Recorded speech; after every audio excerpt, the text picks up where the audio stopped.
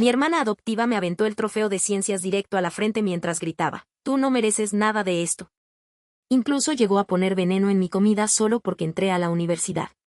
Y cuando le rogué a mi mamá que pusiera un alto, lo único que dijo fue: «No andes presumiendo tus logros cuando Clara esté cerca». Y remató con: «Si de verdad quieres ayudarla, deberías apoyarla en su proceso de sanar». Me quedé muda. Esa escena ocurrió hace 8 años. Y ahora, en plena Navidad, Clara apareció en mi jardín gritando que la había vuelto a traumatizar. En mi casa crecimos con la idea de que amar significaba permitir que Clara destruyera cualquier avance mío mientras repetía «tú no te mereces esto», y luego perdonarla sin que ella pidiera disculpas. Clara tiene ahora 24 años, y llegó a nuestra familia a los 15, después de pasar por varias casas de acogida. Cuando ella entró en nuestras vidas, yo tenía 16 y acababa de ganar la Feria Regional de Ciencias. Quise que fuera mi mejor amiga, así que ella fue la primera a la que se lo conté. Su reacción fue agarrar el trofeo de metal y arrojármelo a la cabeza. «Tú no te mereces esto», resonó por toda la casa antes de que se dejara caer al piso. Mi mamá solo me miró hecha bolita y llorando, recordándome que todo era culpa mía. «No presumas tus logros cuando Clara esté cerca». Así se estableció la dinámica para los siguientes 8 años.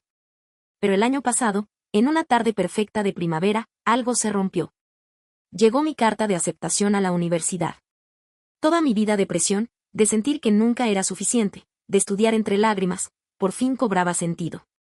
Llamé a mis amigos, publiqué la noticia, busqué departamentos en Baltimore. Era un logro solo mío. Ni un detonante para Clara, ni un sacrificio familiar. Solo yo, una futura médica planeando su escape. Todo iba bien hasta que mi mamá entró y me encontró celebrando. «¡Qué hermoso!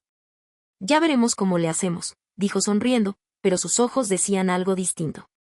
Después de una hora de entusiasmo fingido, soltó la verdadera intención. «Por supuesto, Clara se va contigo a Baltimore. Hay excelentes programas de trauma allá, y ella no podría soportar que te fueras».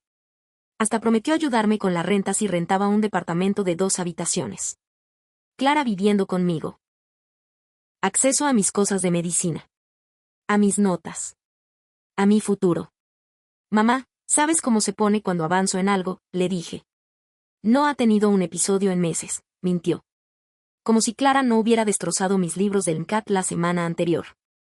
«Si de verdad quieres lo mejor para tu hermana, deberías ayudarla a sanar». Mi mamá siempre justificó todo con la misma historia. En la familia de acogida de Clara la usaban como chivo expiatorio, nada físico, pero sí crueldades constantes.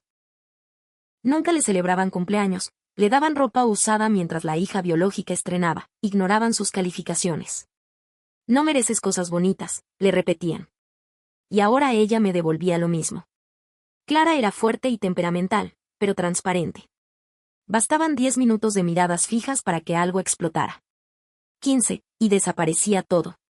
Había aprendido a esconder lo que más me importaba. A no celebrar si ella estaba cerca. Pero en la universidad no puedes ocultar 4 años de esfuerzo. Tenía 18 cuando Clara encontró mis cartas de aceptación. No supe nada hasta que me senté en la cocina y vi un polvito blanco en mi plato. Por el olor, supe que era veneno para ratas.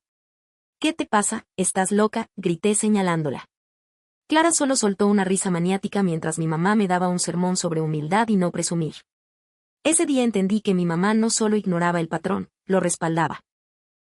Le dije que Clara no podía vivir conmigo, pero podría visitarme, hacer videollamadas, yo volvería en vacaciones. Hasta ofrecí investigar programas de trauma locales. «Entonces no te ayudo con ningún gasto de la universidad», soltó. «Pues ni modo, pido más préstamos», respondí. Los siguientes 2 meses fueron un infierno. Mi mamá llamó a toda la familia para decir que estaba abandonando a una hermana traumatizada. Llevó a Clara a mi trabajo en la farmacia para practicar la separación. Clara miró mi bata blanca y luego tiró un exhibidor entero. «Tú no te mereces esto». Mi gerente les pidió que no volvieran. La semana anterior a mi ceremonia de bata blanca, mi tía me llamó. «Tu mamá ya compró boletos. Dice que no puedes dejar a Clara fuera de momentos importantes. Ha estado viendo tu foto con la bata en internet». Yo sabía lo que eso significaba. Durante 8 años, mi mamá se encargó de que entendiera que el trauma de Clara valía más que mi futuro. Cada logro tenía explicación en su historia de acogida. Pero ya no era la niña asustada que quería caerle bien a todos. Por fin sabía cuánto valía. Y estaba lista para defenderme. Así que empecé a planear. Lo primero fue cambiar la ubicación de la ceremonia en mis redes. Puse un edificio falso. Luego llamé a la universidad y conté todo. El guardia Douglas fue un santo. Me aseguró que estaría atento por si veía a alguien con su descripción. También le pedí a Patricia, mi roomie, que estuviera pendiente. Ella conocía bien el tema de Clara. El día de la ceremonia desperté a las 5. Igual no podía dormir.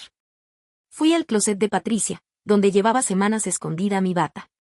Aprendí a no dejar nada importante en mi cuarto. Me vestí en el baño con la puerta cerrada y trabé la silla. ¿Paranoica? Quizá. Intenta no serlo después de que alguien te envenena la comida. Patricia me llevó al campus en su coche para no delatarme con el mío. Mi mamá ya había mandado 12 mensajes. ¿Dónde estás?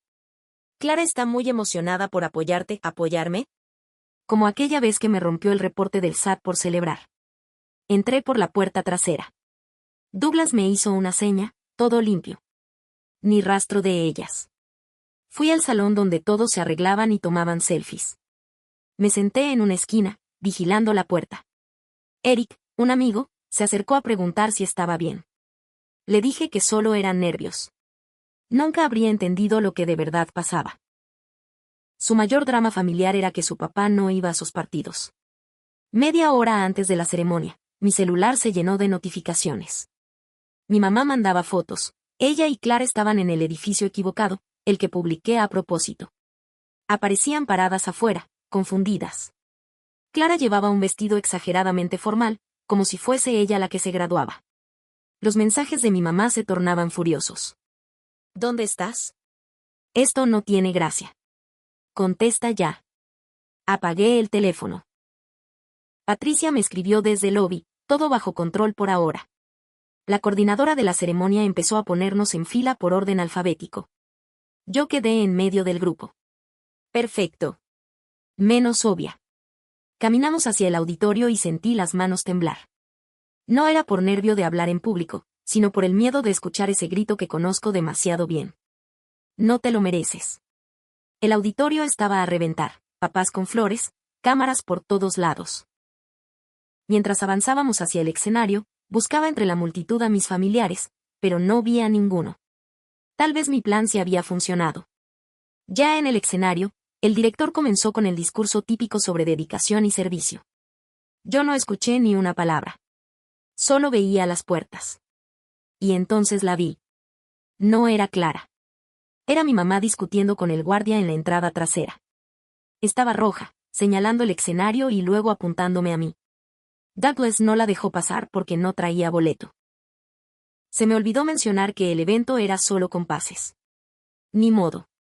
El director dijo mi nombre. Crucé el escenario, recibí mi bata blanca y sonreí para la foto oficial. Por primera vez en 8 años celebré sin miedo, sin trofeos volando, sin papeles hechos trizas, sin veneno en la comida. Solo yo y mi bata blanca, lista para empezar mi vida. Al terminar la ceremonia, Patricia me esperaba afuera, emocionada. Me contó que mi mamá y Clara habían llegado justo después de que me entregaran la bata. Clara incluso intentó subirse al escenario, pero seguridad la detuvo, igual que a mi mamá. Mamá empezó a gritar que era discriminación y que todo eso le provocaba trauma. Varios papás se quedaron viéndolas. Se marcharon antes de que llamaran a la policía.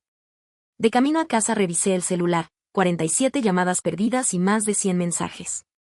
El último de mi mamá era claro. Ven a casa ahora mismo. Tenemos que hablar de tu comportamiento. Mi comportamiento.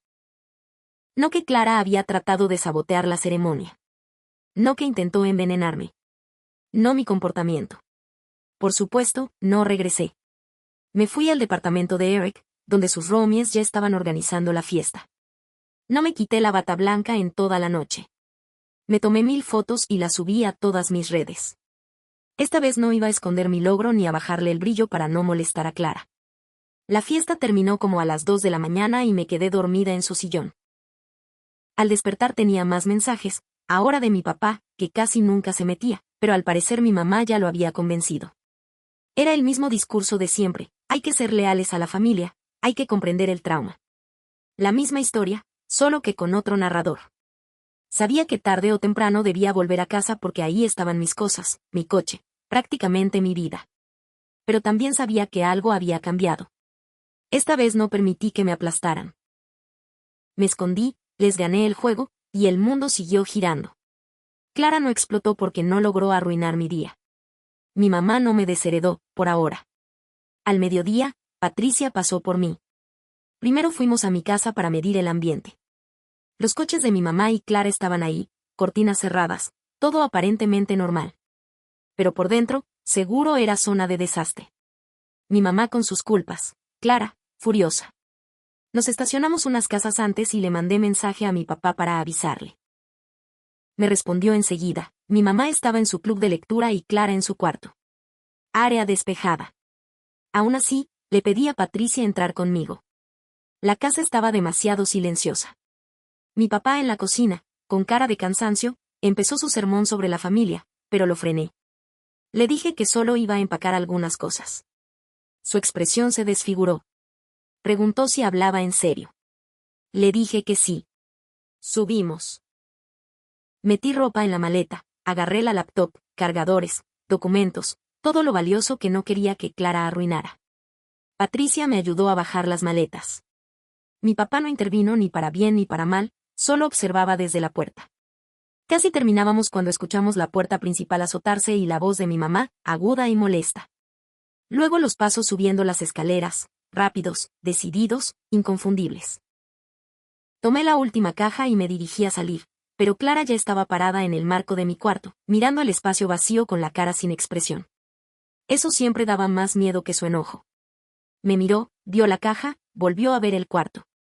Empezó su rutina de miradas fijas. Revisé la hora y conté. 1 minuto. 2. Patricia estaba nerviosa, conocía mis historias, pero nunca había visto esto en vivo.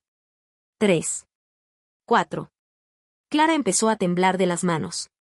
Venía la explosión. Pero de pronto, en lugar de estallar, se dio media vuelta, entró a su cuarto y azotó la puerta. Patricia y yo nos quedamos heladas. Eso jamás ocurría. Clara siempre explotaba. Siempre. Mi mamá apareció en la escalera, impecable con su ropa del club, pero la cara llena de rabia.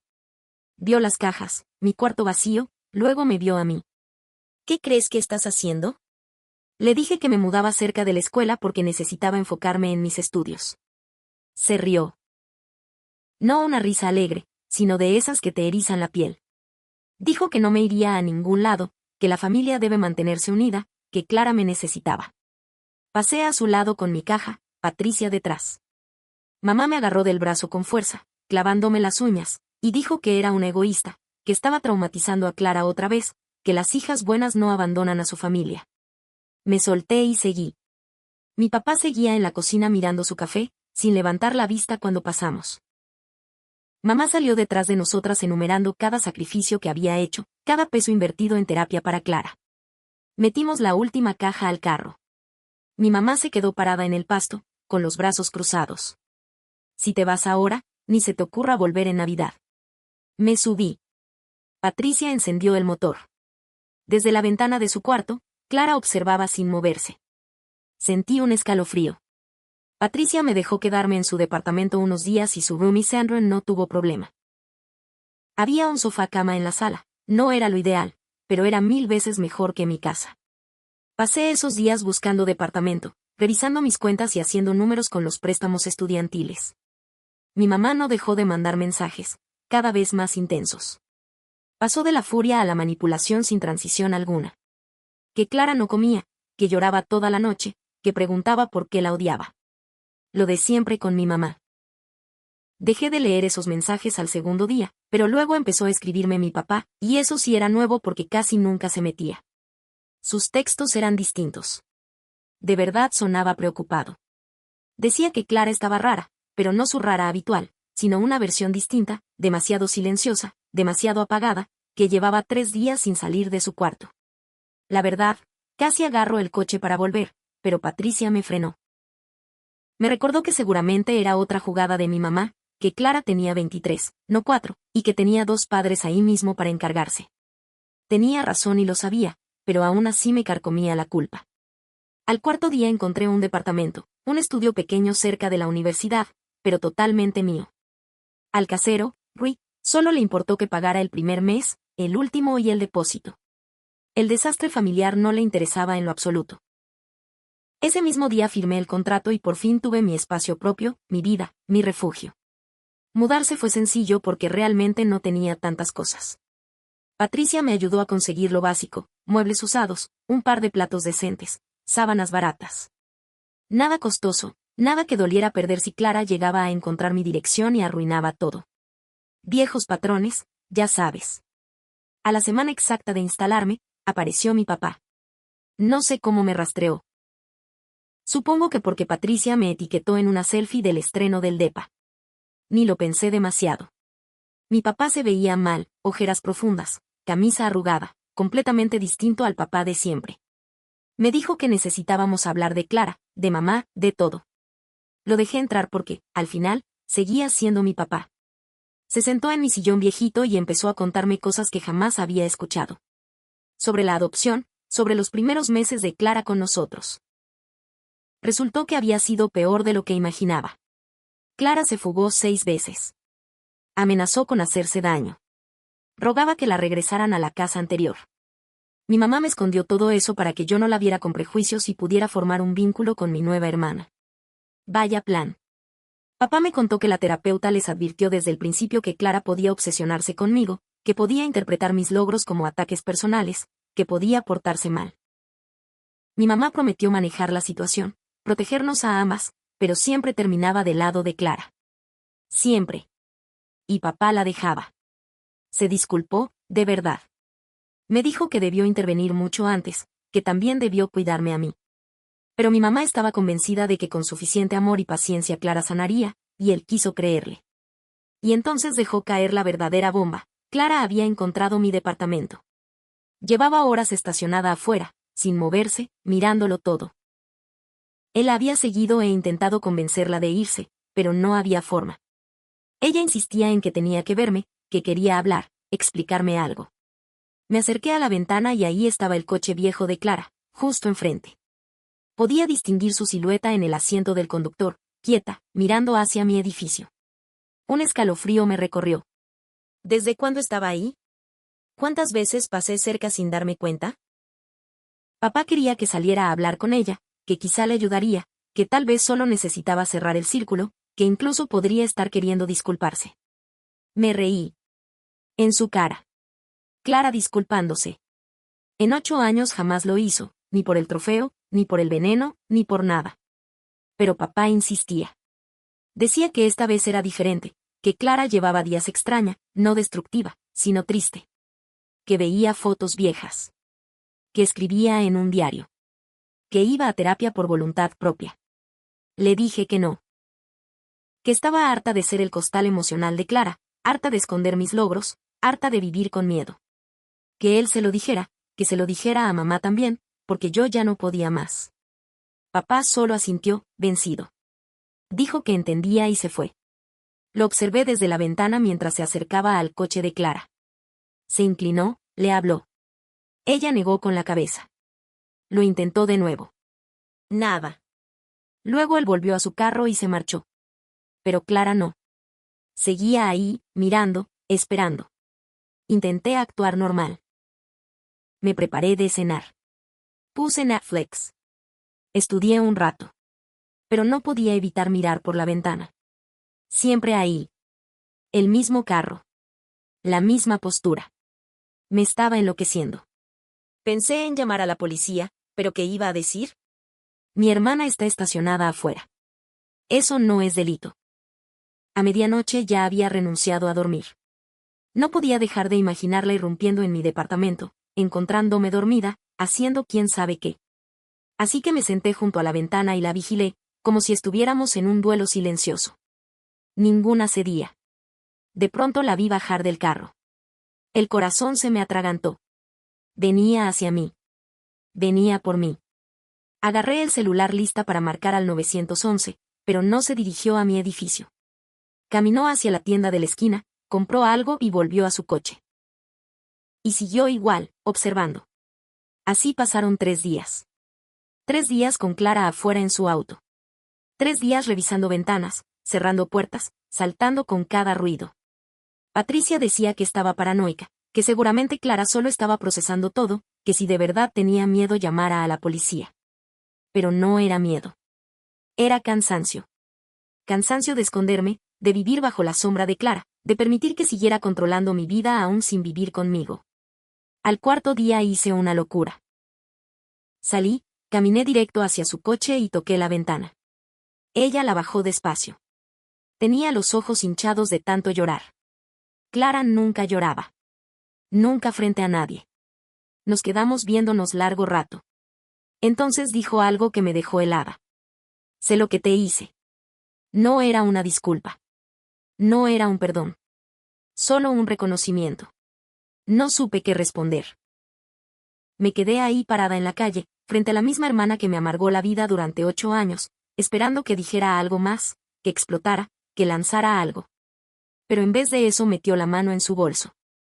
Me tensé, lista para correr. Sacó una libreta. Me la tendió por la ventana. He estado escribiendo todo.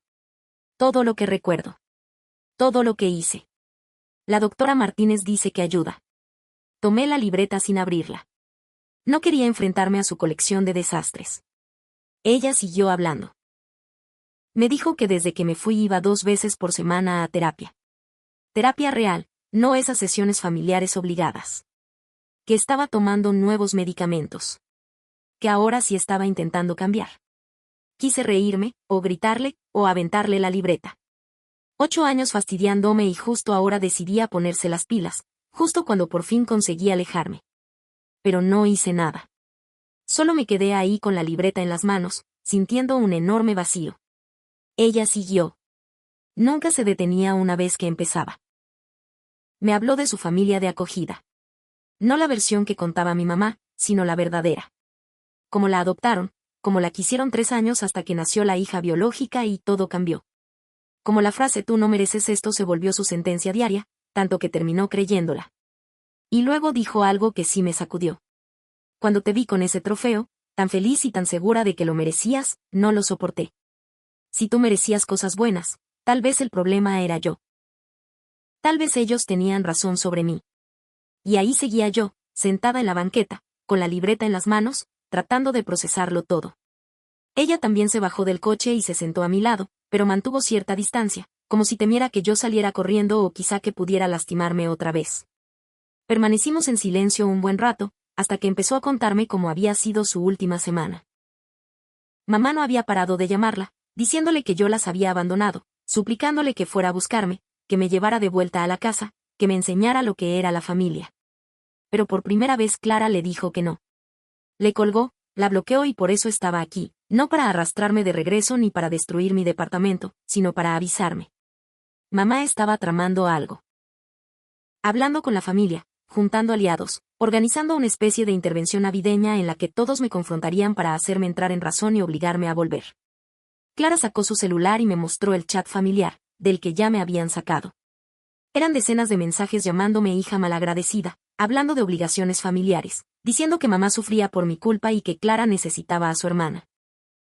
Tía Laura diciéndome egoísta, el primo Eric asegurando que me arrepentiría, la abuela sumamente decepcionada. Pero Clara me había defendido ahí mismo, frente a todos.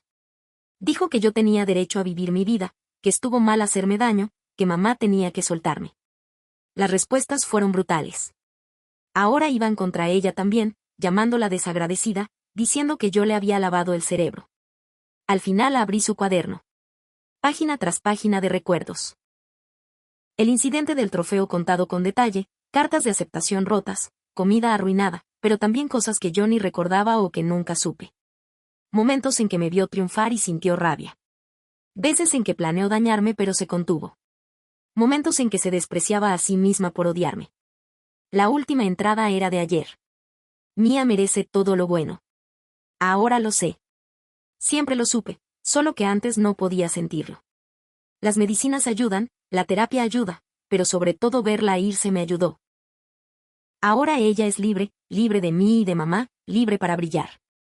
Hice algo bien, la dejé ir.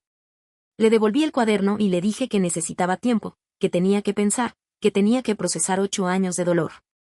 Ella solo asintió.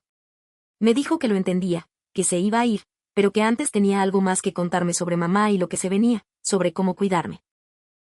Me explicó que mamá había estado llamando a mi escuela, inventando una emergencia familiar para intentar conseguir mi horario y mi dirección. La administración no le dio nada, pero mamá no dejaba de insistir. También había llamado a mi trabajo, diciendo que tenía una crisis y que la familia estaba preocupada. Clara traía capturas de pantalla. Planes enteros de mi mamá sobre cómo obligarme a volver, cómo usar el trauma de Clara para hacerme sentir culpable, cómo poner a la familia en mi contra, cómo hacer mi vida tan difícil que no tuviera opción más que regresar. Pero aquí venía el giro, Clara había estado saboteando todo.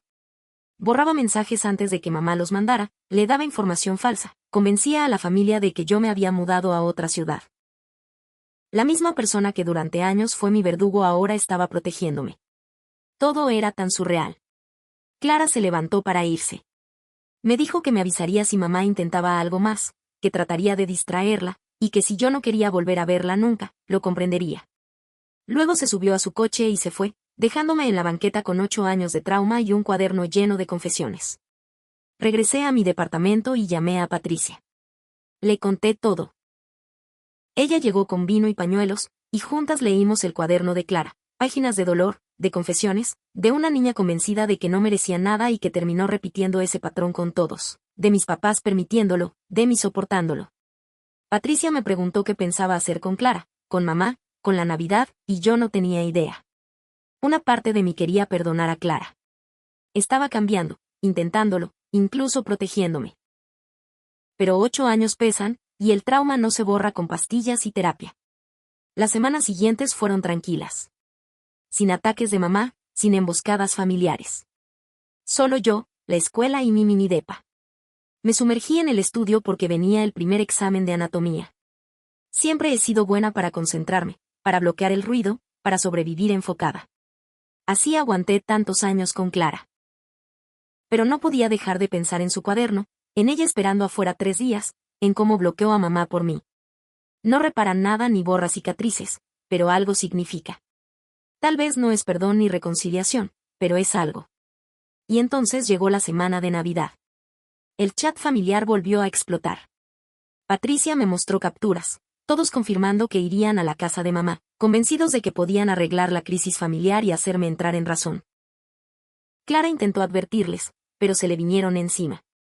Mamá por fin me escribió directamente, dulcísima, diciendo que solo quería a su niña en casa para el pavó, que deseaba a la familia reunida, que solo quería hablar sin presión, sin culpas, con puro amor. Pero yo ya sabía cómo funcionaba todo eso. Era su jugada final, meterme en la casa con 20 parientes, romperme, obligarme a volver. Le contesté que tenía que trabajar. Mentira, pero ni modo. Me respondió casi al instante que ya había hablado con mi jefe, que sabía que tenía el día libre, que mentirle a la familia era lo más bajo, que papá estaba decepcionado, que Clara estaba destrozada, que yo andaba rompiendo corazones. Después vinieron las amenazas. Si no me presentaba, mamá vendría con toda la familia a mi departamento y me harían una intervención frente a mis vecinos, frente a quien fuera, para avergonzarme hasta que cediera. Esa era mi mamá. Su arma preferida era la vergüenza pública. Por supuesto, entré en pánico y sin pensarlo llamé a Clara. Contestó en un segundo. «Va en serio», dijo. Le escuché moviéndose, haciendo planes. «Tía Laura va a traer su camioneta. Van a llegar a tu casa como al mediodía. Piensan armar un show y obligarte a escuchar». Le pregunté por qué me estaba ayudando. Era una pregunta real, sin reclamos. Ella guardó silencio un momento y luego dijo algo que se me quedó grabado. «Porque pasé 8 años quitándote cosas. Creo que ya es hora de devolverte algo. Así que armamos un plan. Juntas, pero cada quien a su manera. Clara sí iría a la Navidad, haría su papel de hija modelo, los mantendría entretenidos para darme tiempo de desaparecer ese día. Quizá, si no me encontraban, entenderían que esta vez hablaba en serio. Oh, eso esperaba. El día de Navidad me levanté temprano, empaqué algunas cosas y salí del departamento antes del amanecer. Me fui a casa de Patricia, cuya familia me recibió sin problema. Su mamá, Sandra, ya conocía mis historias y me dijo que era bienvenida cuando quisiera, que la familia se elige, que la sangre no obliga. Con eso casi lloré, pero de alivio. Apagué el celular. No quería ver mensajes ni sentirme culpable. Solo quería un día en paz, una cena normal sin gritos, sin drama, sin culpas. Y eso fue exactamente lo que Patricia y su familia me dieron: pavo, relleno, un ambiente tranquilo. Pero ya en la noche ganó la curiosidad y encendí el teléfono. 53 llamadas perdidas, más de 100 mensajes y varias notas de voz que no pensaba escuchar.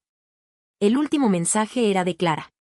Vinieron, vieron que no estabas y se fueron. Mamá ya anda planeando otra cosa. Ten cuidado. Los días siguientes fueron puro estrés. Esperando el siguiente movimiento de mamá, saltando cada vez que tocaban la puerta, pegada a la ventana como si esperara ver una patrulla. Patricia decía que ya me estaba volviendo paranoica, pero yo sí conocía a mi mamá. Ella nunca se rinde, solo repliega, se reorganiza y vuelve a atacar con más fuerza. Al poco rato me llamó mi asesora académica. Alguien había hablado haciéndose pasar por mí para darme de baja por una supuesta emergencia familiar que requería que me fuera de inmediato. La asesora se sacó de onda porque acababa de sacar 10 en anatomía. ¿Por qué me retiraría justo ahora? Le aclaré que no era yo y me dijo que ya sospechaba, que solo quería advertirme. Después siguió mi casero. Alguien le llamó diciendo que había violado el contrato porque tenía a toda mi familia viviendo conmigo y que los vecinos se quejaban.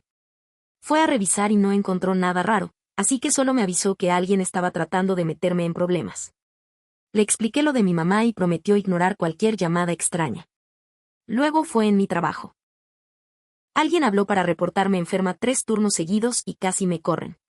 Tuve que mostrar el chat familiar y explicar toda la situación. El gerente me dio otra oportunidad, pero advirtió que un incidente más y me despedía. Así que empecé a grabar todo, guardar capturas y documentar cada cosa. Clara seguía pasándome información. Mamá ya había reclutado a la tía Laura y estaban revisando temas legales.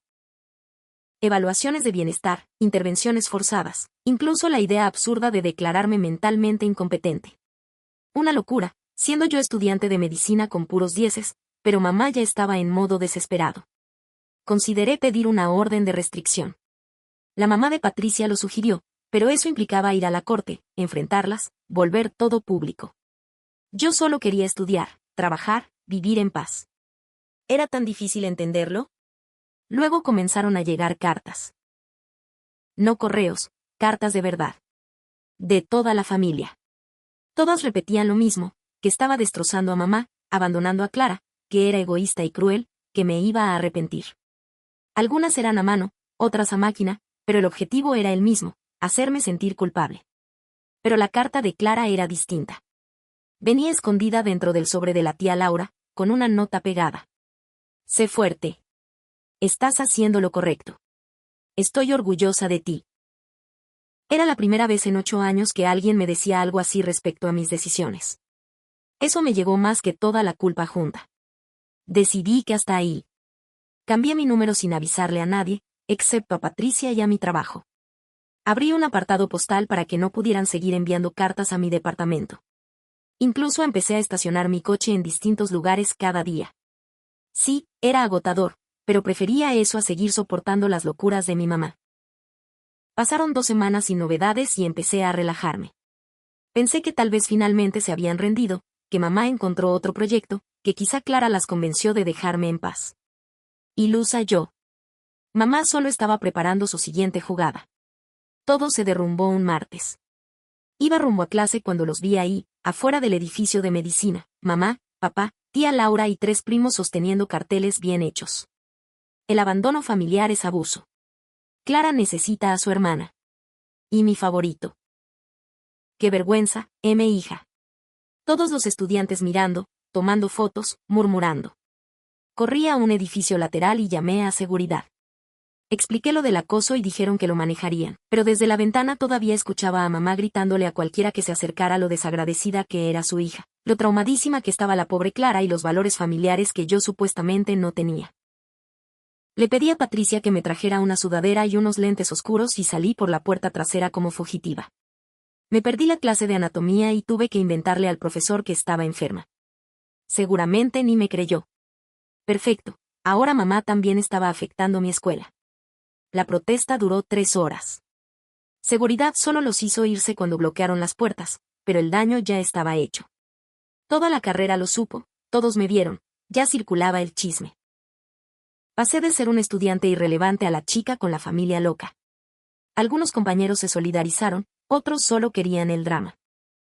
Esa noche, Clara me llamó desde un número desconocido. Dijo que mamá planeaba regresar al día siguiente con más gente y hacerlo todos los días hasta que yo cediera. Que intentó detenerla, pero que mamá había perdido completamente la cabeza y estaba convencida de que la vergüenza pública me obligaría a volver. Yo ya no podía tolerar un día más de ese infierno. No podía empezar mi carrera siendo conocida como la chica de la protesta. Así que hice algo que juré no hacer jamás. Llamé directamente a mamá, pero desde el teléfono de Patricia para asegurarme de que contestara. No hablamos mucho. Le pedí vernos en una cafetería cerca de la universidad, solo las dos, para platicar. Pero llegó con mi papá y la tía Laura, por supuesto. Estuve a punto de irme, pero Clara entró detrás de ellos, me vio, negó con la cabeza y sin decir palabras se sentó en otra mesa, lo bastante cerca para oír, pero lejos para no invadir. Cuidándome a su manera. Mamá comenzó de inmediato. ¿Cómo puedes dejar a la familia? ¿Cómo puedes lastimar a Clara? ¿Cómo puedes ser tan egoísta? La dejé hablar 5 minutos enteros. Mi papá solo asentía de vez en cuando. La tía Laura hacía ruidos de desaprobación. Yo solo tomaba mi café. Cuando terminó, saqué mi celular y le mostré las capturas que Clara me había mandado, los mensajes donde planeaban obligarme a volver, las amenazas de llamar a mi escuela, los planes para arruinarme la vida. Mamá se puso roja y le lanzó a Clara una mirada de muerte. Pero yo no había terminado. Le hablé del trofeo, del veneno, de los libros destruidos, de los años de miedo, de cómo permitió todo, de cómo siempre eligió el trauma de Clara por encima de mi seguridad. Siempre. Mi papá estaba en shock. Al parecer, mamá siempre le había disfrazado lo ocurrido.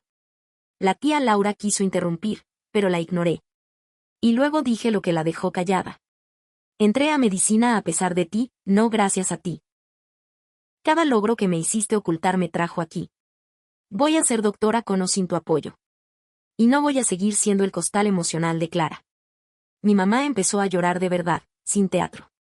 Dijo que solo quería ayudar a Clara a sanar, que pensó que si nos mantenía juntas todo se arreglaría, que había fallado a las dos. Lo más honesto que había dicho en años. Mi papá intentó tomarle la mano, pero ella se apartó. Fue entonces cuando Clara se levantó y se acercó. Miró a mamá directo a los ojos y le pidió que ya parara, que ya me había hecho suficiente daño, que era hora de dejarme ir, que estaba buscando ayuda por su cuenta, que ya no necesitaba que yo sufriera por ella. La cara de mamá se descompuso. La tía Laura intentó manipular con la culpa familiar, hablando de lealtad y perdón. Clara se rió de verdad y le preguntó si ella perdonaría a alguien que le envenenó la comida, le destruyó sus logros y le hizo la vida imposible durante 8 años. Tía Laura no supo qué decir. Entonces puse mis condiciones. Ni una protesta más. Ni llamadas a mi escuela o trabajo. Ni cartas ni intervenciones. Consideraría ir en Año Nuevo solo si respetaban los límites. De lo contrario, pediría una orden de restricción. Ya había hablado con un abogado. Estaba lista para darle un giro legal. Mamá asintió, vencida.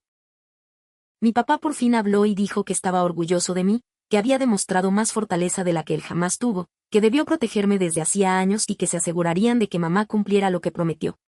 Fue bonito escucharlo, aunque llegara 8 años tarde.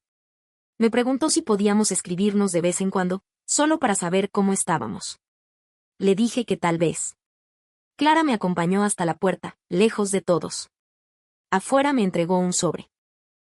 Dijo que era dinero de su fondo para terapia, ahorrado de su trabajo de medio tiempo, suficiente para compensar lo que perdí al faltar al empleo durante el acoso de mamá.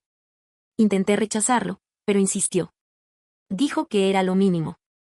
También me contó que se mudaría a una casa para adultos con trauma, un lugar con terapia intensiva, donde no podría dañar a nadie y mamá ya no la usaría como escudo. Ya había dado el depósito y se mudaba la próxima semana. No supe qué decir. Nos quedamos un rato incómodo con 8 años de dolor entre las dos, pero también algo distinto, quizá comprensión o simple agotamiento. Me dijo que esperaba que me convirtiera en una gran doctora, que me vigilaría desde lejos y que estaba orgullosa de mí. Luego volvió adentro. No la he visto en persona desde ese día. Los meses siguientes fueron tranquilos. Mamá cumplió su palabra, nada de acoso, nada de manipulación, solo silencio. Mi papá mandaba mensajes ocasionales, cosas del clima, del perro, temas inofensivos. A veces contestaba, respuestas cortas, paso a paso. Tal vez algún día tengamos una relación, tal vez no. De Clara supe por mi papá.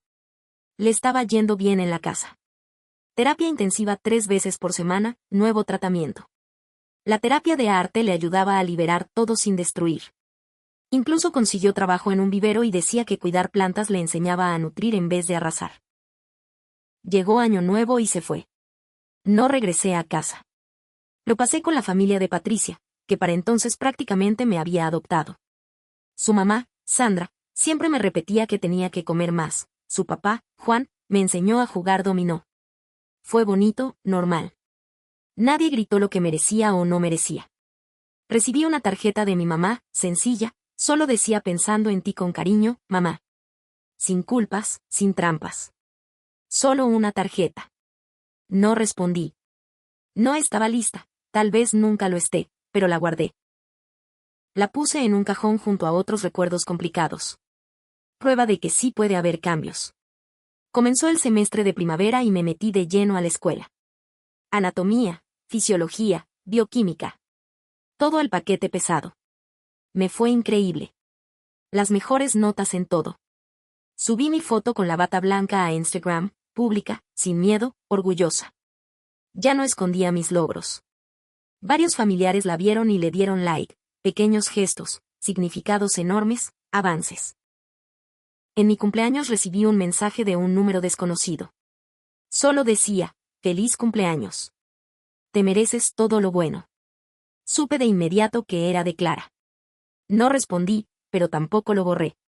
Lo guardé. Era la prueba de que la chica que siempre creyó que no merecía nada, al fin veía las cosas distinto. Le tomó 8 años. Un día en el súper me topé con mi primo Eric. Me pidió disculpas por los mensajes en el chat familiar. Admitió que se equivocó, que la presión familiar hace que uno haga tonterías, que estaba orgulloso de mí por defenderme. Fuimos por un café, nos actualizamos. Me contó que mamá también estaba en terapia, finalmente enfrentando su complejo de salvadora. El primer aniversario de cuando me fui pasó en silencio. Sobreviví, de hecho, prosperé. Fui la mejor de mi clase. Hice amigos maravillosos. Renté un departamentito solo para mí. Nada de trofeos rotos, ni comida envenenada, ni gritos sobre lo que merezco.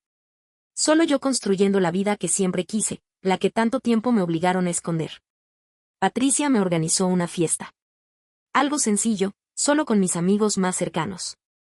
Dio un brindis que me llegó al alma.